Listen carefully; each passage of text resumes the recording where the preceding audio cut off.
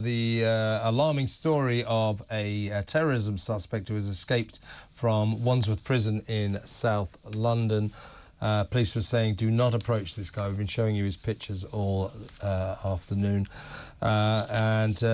So he's escaped from Wandsworth Prison. You may, well, older viewers and listeners or students of crime may remember that Ronnie Biggs escaped, the great train robber. He escaped from Wandsworth as well. Just trying to find out the details of how many people have ever escaped from Wandsworth. But this guy, Khalife, his escape was extraordinary. Yeah, he was in his uniform, his kitchen staff uniform, and he obviously managed to sneak out and attach himself, clung on to the underside of a truck, which then drove out of the gates like something out of a movie.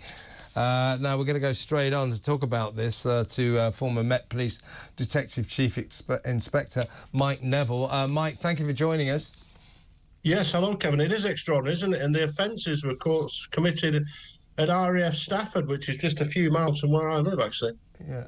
Yeah, and of course he denies those offences, but he's accused of planting fake bombs there, and is clearly regarded as something of a dangerous man.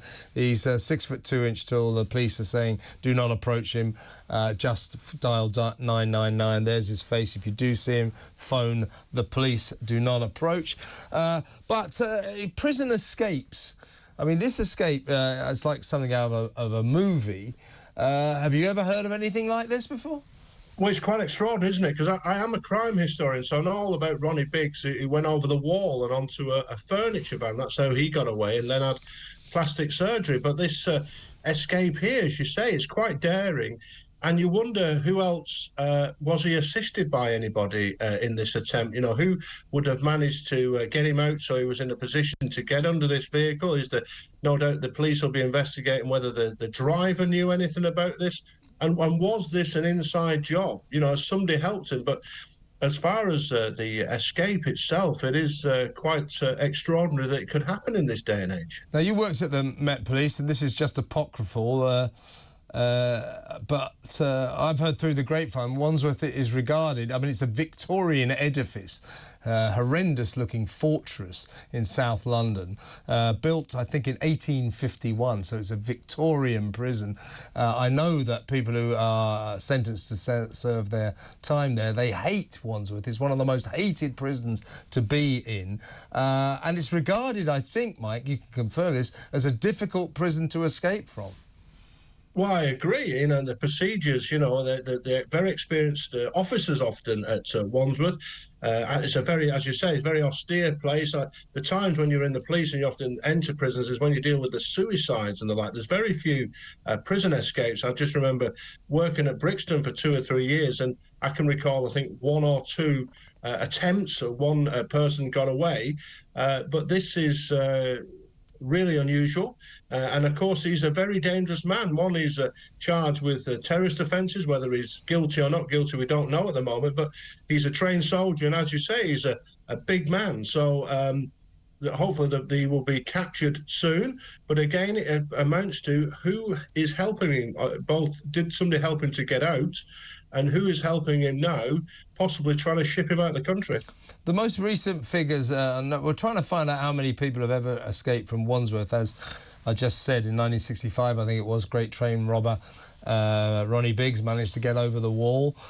He escaped from there. We're trying to find out exactly how many people have ever escaped from Wandsworth, but I think it'll be quite a small number, because it's a horrible place to be incarcerated in and very difficult to get out of, because you know those old Victorian prisons, massive great high walls, you know, tiny little windows, bars everywhere.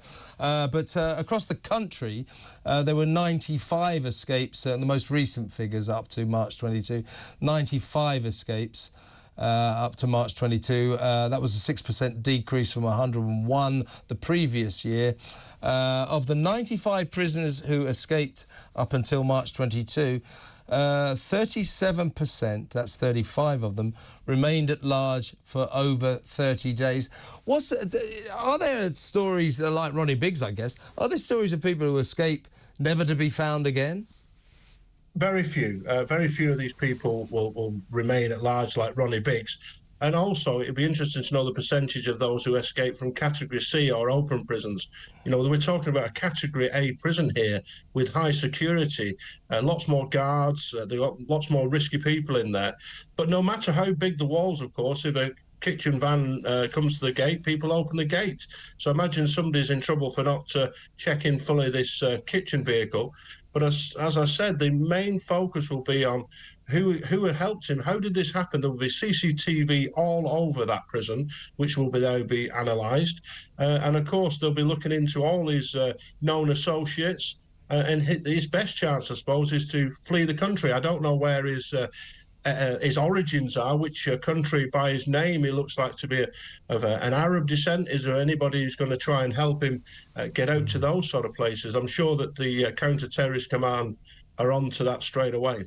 Now, given I'm now officially putting you in charge of the search for this guy, imagine that you were. As you say, this guy, he's charged with terrorism, looks like of Arab descent. What would you do if you were in charge of the search for this guy? What would you be doing right now? In other words, what will the police be doing in order to get this guy back into jail? Well, there, of course, there'll be an all ports message to everywhere, every airport, seaport, with his face, trying to stop him getting out of this country. There'll be an alert put up on any passport that he owns. Of course, then there'll be an intelligence section looking at all his associates, anywhere he's frequented, where he's going to go. People who got knowledge of him, informants, would be tasked with who might know about this the gang or of any associates he was involved in, and those premises that he was connected to, there'll be search warrants obtained and they'll be being raided. All these different units will come together. There are specialist missing persons units in the Metropolitan Police who can also be called in to assist and give advice. But I would be, if I was in charge of this, that's the sort of thing that I would be involved in right now. And obviously the authorities at Wandsworth Prison will be looking into their security system. I just found out another famous escape from Wandsworth Prison. We're making it sound very porous, but these are few and far between. The Cray Twins, the famous East End gangsters, they escaped in 1966 by digging a tunnel through the prison walls. Extraordinary. So to get out of this jail, as our friend Khalife has proved, you need to be pretty ingenious, don't you? Well, I've never heard of the Cray Twins tunnel escape, Kevin. I've got to say, I don't know where that's come from. I'll be fascinating to. I know they were locked up in the Tower of London, but I've never heard of them escaping. But as you say, what the police will be working on with the prison authorities, of course, is about potential corruption here. Yes. And insider working, because there is real issues, as we know. We've seen it recently with some female staff being corrupted, particularly by manipulative male prisoners. Is there any other bent screws in there who've been bribed or whatever else?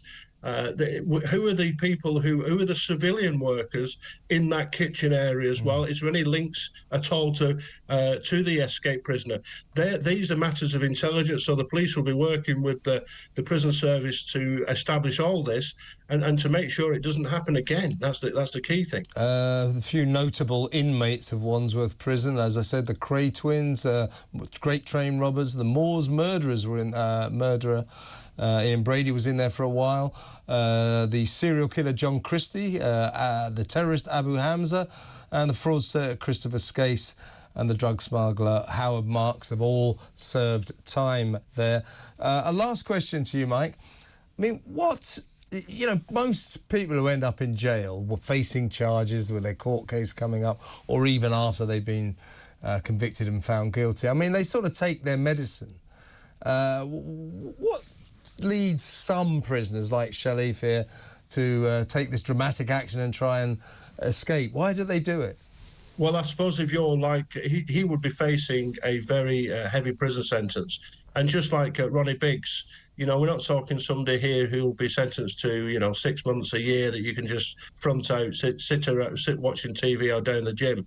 He would be possibly looking at 20 or more years in prison. And so if you're a determined individual He's a trained soldier. He's been taught to solve problems and the like. He's obviously, if he is involved in terrorism, he'll want to continue that. If he believes with some sort of religious zeal that he's doing the right thing, you have to be a very driven person. And I think if you're a very driven individual and you're facing the prospect of 20 or more years behind bars, why wouldn't you give it a go? I personally would, if I was in that situation, I would give it a go and try and escape. And he's obviously wheedled himself into a place, the kitchen, which is porous because there'll be civilian workers in there, there'll be delivery vans coming in and out. He's taken the time to observe that, maybe obtained inside help and outside help, and he's made the move. As you mentioned earlier, you're a former military man yourself. This is a former army man, and clearly possessed of some skills. Good to talk to you, Mike. Thank you very much for stepping in at short notice. Mike Neville there, former Met detective.